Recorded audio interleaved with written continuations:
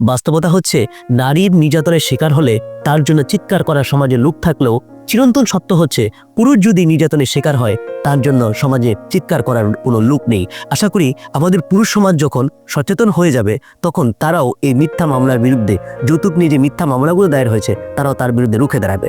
সুপ্রিয় দর্শক, ATV news বাংলায় আপনাদের সকলকে জানাচ্ছি সাদর সম্ভাষণ এবং আমন্ত্রণ। আমি অ্যাডভোকেট মোহাম্মদ নাজমুল হক আপনাদের আইন জিজ্ঞাসা অনুষ্ঠানে আসি ধারাবাহিকভাবে।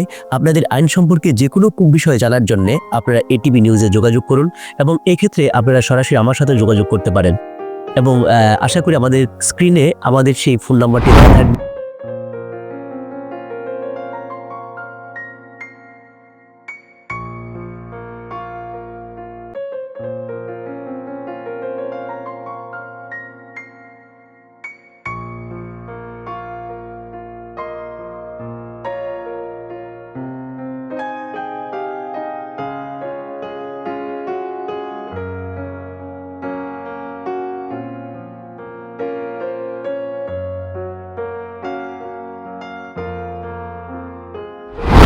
আজকে আমরা এই আইন জিজ্ঞাসা অনুষ্ঠানে আপনাদের সাথে আমরা আলোচনা করব আমাদের সারা বাংলাদেশের একটি ভয়াবহ বেদি আকারে যে অপরাধটি ছড়িয়ে পড়েছে, সে অপরাধটি হচ্ছে যৌতুক। আমরা যৌতুক মামলার এই ভয়াবহতা এবং যৌতুক মামলা নিয়ে আমরা বিস্তারিত আলোচনা করার চেষ্টা করব অল্প সময়ের মধ্যেই। আশা করি আপনারা শুরু থেকে শেষ পর্যন্ত আমাদের সঙ্গে থাকবেন। যৌতুক আইনের 3 ধারা অনুসারে যদি কোনো পক্ষ, অর্থাৎ সেটা ছেলে পক্ষ হতে পারে, মেয়ে পক্ষ হতে পারে, যদি ছেলে পক্ষ বিয়ের সময় বা বিয়ের পরে মেয়ে পক্ষের কাছে বা মেয়ে পক্ষ যদি ছেলে পক্ষের কাছে কোনো অতিরিক্ত প্রত্যাশা করে, সেটা অর্থ হতে পারে, জমি হতে পারে বা অন্য কোনো সুবিধার প্রত্যাশা করে, তাহলে সেটা আমাদের বাংলাদেশের যৌতুক নির্ধারণের 3 ধারা অনুযায়ী সেটি একটি অপরাধ। এখন আমাদের সমাজে একটি ধারণা হলো যে যৌতুক মানে ছেলেপক্ষ মেয়ে পক্ষের কাছে চায়। আসলে ব্যাপারটা এমন নয়। ছেলেপক্ষ মেয়ে পক্ষের কাছে যেমন প্রত্যাশা করতে পারে, এটিও একটি অপরাধ। অনুরূপভাবে মেয়ে পক্ষ ছেলে পক্ষের কাছে প্রত্যাশা করতে পারে, এটিও একটি অপরাধ। কারণ আমাদের সমাজে অ্যাভেলেবল দেখা যায় যে মেয়েরা ছেলের পক্ষের কাছে অনেক সময় দাবি করতেছে যে তুমি যদি আমাকে একটি বাসা লিখে না দেও তাহলে আমি তোমার সাথে সংসার করব না, তুমি যদি আমাকে এটা না দেও তাহলে আমি আরেকজনের সাথে চলে যাব। এই সে অনেক দাবি বা অনেক অভিযোগ থাকে। এগুলো যৌতুক নির্ধারণ আইনের 2018 অনুসারে এগুলো একটি অপরাধ। অর্থাৎ যদি কোনো ব্যক্তি যৌতুক নির্ধারণের 3 ধারা অনুযায়ী অপর পক্ষের কাছে যৌতুক দাবি করে তাহলে যৌতুক নির্ধারণ আইনের 3 ধারা অনুযায়ী তার শাস্তি হচ্ছে সর্বোচ্চ 5 বছর এবং সর্বনিম্ন 3 বছর এবং সেই সাথে 50,000 টাকা অর্থদণ্ড, এমনকি উভয় দণ্ডও হতে পারে। এক্ষেত্রে আমাদের সমাজে আমরা যে কোর্টে যে বিষয়টা দেখতে পাই, প্রায় যৌতুক মামলাগুলোতে সবগুলো ছেলেরা ভিকটিম, ছেলেদের বিরুদ্ধে মামলা করা হয়, মেয়েরা এক্ষেত্রে বাদী পক্ষ থাকে।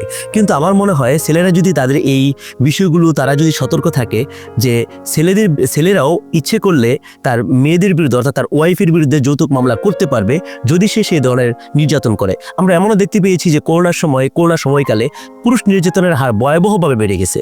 এই ক্ষেত্রে অনেকাংশেই কিন্তু যৌতুকের মতো ঘটনা ঘটেছে, যেটা আমাদের সমাজে এই মামলাটা প্রচলিত না। তো আমরা যদি এই আইন সম্পর্কে সচেতন হই তাহলে আশা করি পুরুষ নির্যাতনের পরিমাণ অনেকটাই কমে যাবে।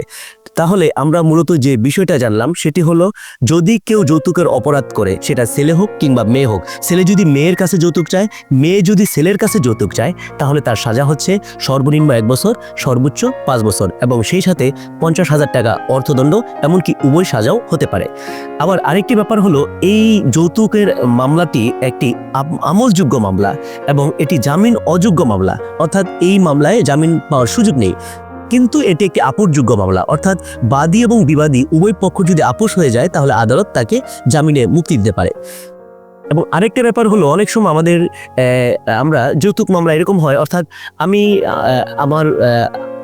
আমার ওয়াইফের কাছে, ধরে নেন আমি আমার ওয়াইফের কাছে 2020 সালে যৌতুক দিয়েছি, কিন্তু আমার ওয়াইফ 2022 সালে যৌতুক মামলা করেছে। তাহলে প্রশ্ন হচ্ছে, যৌতুক চেয়েছিলাম আমি 2 বছর পূর্বে, সে মামলা করেছে 2 বছর পর। তাহলে প্রশ্ন হলো, এই আদালত কি সে মামলাটাকে অ্যালাউ করবে কিনা? এই বিষয়টাতে আপনাদের একটু সতর্ক থাকতে হবে। যৌতুক মামলাটা অপরাধ সংঘটিত হওয়ার 1 বছরের মধ্যে করতে হবে, এরপরে করলে আদালত সেটাকে অ্যালাউ করে না। আবার অনেক সময় দেখা যায় যে স্বামী স্ত্রীর মধ্যে বনাবনি হচ্ছে না, স্বামী স্ত্রীকে তালাক দিয়ে দেয়। মূলত যৌতুকের কোনো বিষয় এক্ষেত্রে ঘটে না, কিন্তু স্ত্রী কী করে যৌতুকের মানে স্বামীর নামে একটি মিথ্যা মামলা দায়ের করে। একটি বিষয় খেয়াল রাখতে হবে, যদি যে ক্ষেত্রে তালাক হয়ে যায় আর যদি যৌতুকের ঘটনা ঘটে তালাক হওয়ার পর আর সেই বিষয়ে যদি মামলা আদালতে সংঘটিত হয়, তাহলে সেই মামলাও গ্রহণযোগ্য হবে না। কারণ যৌতুক মানে যৌতুকের অপরাধটি সংঘটিত হওয়ার শর্ত হলো এক্ষেত্রে বিবাহ বলবৎ থাকতে হবে। যদি বিবাহই বলবৎ না থাকে, তাহলে যৌতুক কী করে সংঘটিত হয়? আমরা অ্যাভেলেবল এরকম দেখি যে ডিভোর্স হয়েছে 5 তারিখে, ডিভোর্স কমপ্লিট হয়েছে 5 তারিখে, আর যৌতুক মামলা করেছেন ধরে নেন 8 তারিখে, অর্থাৎ ডিভোর্স সংঘটিত হওয়ার 3 দিন পর, তাহলে এই মামলাটিও গ্রহণযোগ্য হবে না। কিন্তু আবার আরেকটি কথা খেয়াল রাখতে হবে আপনাদের ডিভোর্সের ব্যাপারটা। ডিভোর্স আপনি 1 তালাক দিলেন 5 তারিখে, একদিনে কখনো 3 তালাক হয় না। আমাদের আইন অনুযায়ী পরিপূর্ণ তালাকটি সংঘটিত হওয়ার জন্য আপনাকে 90 দিন অপেক্ষা করতে হবে। যদি 90 দিন পর আপনি যৌতুক মামলা করেন, অর্থাৎ যৌতুকের ঘটনাটা 90 দিন পরে দেখান, তাহলে সেই মামলা এলাও না। কিন্তু যদি এই 90 দিনের মধ্যে দেখান, তাহলে এই মামলাটি চলতে পারে। তো এই বিষয়টাতে আমাদেরকে অবশ্যই খেয়াল রাখতে হবে। অনেক সময় আমরা আইনজীবীরাও খেয়াল করি না, বা আমরা অনেক সময় যারা ভিকটিম বা যারা মামলা করতে চাই, আমরা আইনজীবীর সাথে পরামর্শ করি না, আইনজীবীকে আমরা বলি না যে ক্ষেত্রে তালাক হয়ে গেছে, তালাকের বিষয়টাকে গোপন রাখি। তালাক হয়ে গেলে যৌতুক মামলাটি চলবে না। এখন আমাদের সমাজে আমরা একটা বিষয় খেয়াল করে দেখেছি, প্রায় 90% যৌতুক মামলাই মিথ্যা মামলা। 90% যৌতুক মামলাই মিথ্যা মামলা। ঘটে অন্য একটা অপরাধ, কিন্তু আমরা যৌতুক মামলাটা যেহেতু খুব সহজ, প্রথমেই সমন দেয় এবং আসামির জেলে যাওয়ার সম্ভাবনা থাকে সর্বোচ্চ, তাই আমরা কি করি, প্রথমেই সরাসরি একটা মিথ্যা যৌতুক মামলা দায়ের করি। মিথ্যা যৌতুক মামলা দায়ের করার ক্ষেত্রে আপনাদেরকে অবশ্যই একটি বিষয় খেয়াল রাখতে হবে।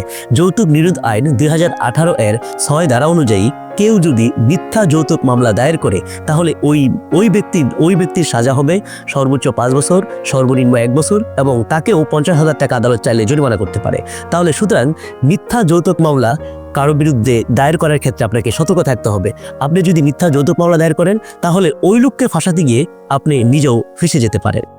অনেক সময় আমরা আমাদের যে বিষয়টা আমাদের সমাজে দেখতে পাই, যে যৌতুকের জন্য নারীকে নির্যাতন করা হয়, নারীর উপর মারধর করা হয়, নারীকে হসপিটালাইজড করা হয়, এমনকি অনেক সময় নারীকে হত্যা করা হয়। তাহলে যদি যৌতুকের জন্য কোনো নারীকে মারধর করা হয়, তখন সে কি আদালতে শুধু সাধারণ আদালতে যৌতুক মামলা করবে, না নারী ও শিশু নির্যাতন দমন আইন 2000 এই ট্রাইব্যুনালে মামলা করবে? হ্যাঁ, আপনি এই ট্রাইব্যুনালের 11 ধারায় মামলা করার সুযোগ পাবেন।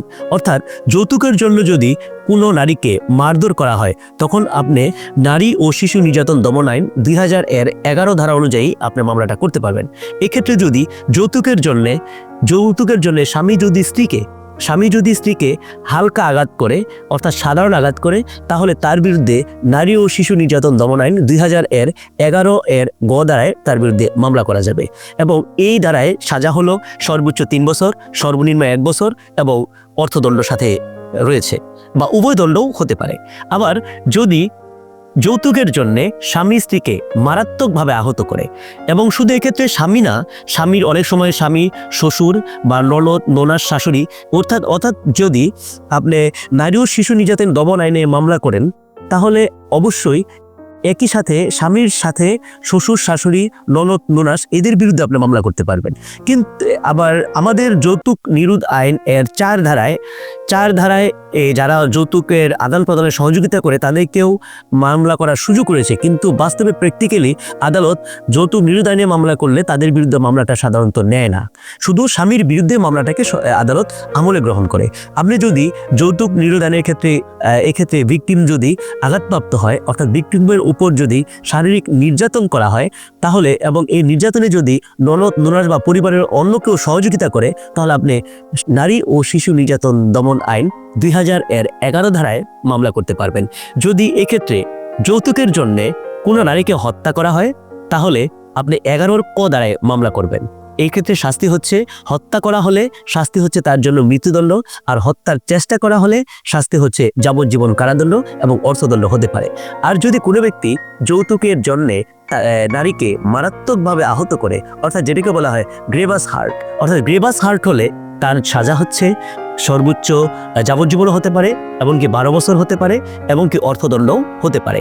আর যদি যৌতুকের জন্যে কোনো নারীকে সাধারণ আঘাত করা হয়, যেটাকে বলা হয় সিম্পল হার্ট, তাহলে এক্ষেত্রে তার সাজা হচ্ছে সর্বোচ্চ 3 বছর, সর্বনিম্ন 1 বছর এবং অর্থদণ্ড হতে পারে। অর্থাৎ আজকে আমরা যে বিষয়টা বুঝলাম যে যৌতুকের জন্য যদি কোনো নারী নির্যাতিত হয়, শারীরিকভাবে শ্বশুর শাশুড়ি দ্বারা নির্যাতিত হয়, তাহলে আমরা তার জন্য মামলা করব নারী ও শিশু নির্যাতন দমন আইন 2000 এই ট্রাইব্যুনালে। আর যদি শুধুমাত্র যৌতুকের ব্যাপার থাকে তাহলে মামলা করব আমরা যে কোনো আমলি আদালতে। এমনকি যদি কোনো সমাজে বা কোনো পরিবারে নারী দ্বারা পুরুষ নির্যাতনের শিকার হয় এবং পুরুষ যদি যৌতুকের দাবির মতো একটা ভয়াবহ ব্যাধির আক্রান্ত হয়, তাহলে সেও মামলা করতে পারবে তার স্ত্রীর বিরুদ্ধে। এবং আরেকটি ব্যাপার হলো, যদি কখনো কোনো মহিলা তার স্বামীর বিরুদ্ধে মিথ্যা যৌতুক মামলা দায়ের করে, তাহলেও সে যৌতুক নিরোধ আইন এর 6 ধারা অনুযায়ী সাজাপ্রাপ্ত হবে। তাহলে আমরা এই বিষয়গুলো অবশ্যই খেয়াল রাখবো। আমরা একটি যৌতুক মুক্ত বাংলাদেশের গড়ার স্বপ্ন দেখি, আমরা একটি নারী নির্যাতন মুক্ত বাংলাদেশ গড়ার স্বপ্ন দেখি, এবং আমরা একটি পুরুষ নির্যাতন মুক্ত বাংলাদেশ গড়ার স্বপ্ন দেখি। বাস্তবতা হচ্ছে, নারীর নির্যাতনের শিকার হলে তার জন্য চিৎকার করার সমাজে লোক থাকলেও চিরন্তন সত্য হচ্ছে, পুরুষ যদি নির্যাতনের শিকার হয় তার জন্য সমাজে চিৎকার করার কোনো লোক নেই। আশা করি আমাদের পুরুষ সমাজ যখন সচেতন হয়ে যাবে, তখন তারাও এই মিথ্যা মামলার বিরুদ্ধে, যৌতুক নিয়ে যে মিথ্যা মামলাগুলো দায়ের হয়েছে, তারাও তার বিরুদ্ধে রুখে দাঁড়াবে। আমাদের এই অনুষ্ঠানটি কেমন লাগলো এবং আমাদের এই অনুষ্ঠান সম্পর্কে আপনাদের যে কোনো সুপরামর্শ আমরা সাদরে গ্রহণ করব। আপনারা আমাদের এই অনুষ্ঠান সম্পর্কে মতামত জানাবেন আমাদের চ্যানেলে। তাই আমরা চাই এই যৌতুকের জন্যে কোনো পুরুষ কিংবা নারী কেউ যেন নির্যাতনের শিকার না হয়। আমাদের বাংলাদেশ হোক একটি সুখী, সমৃদ্ধ, সুন্দর বাংলাদেশ, যে বাংলাদেশে যৌতুক নামক ভয়াবহ ব্যাধি থাকবে না। এই শুভকামনায় ধন্যবাদ সবাইকে। আসসালামু আলাইকুম।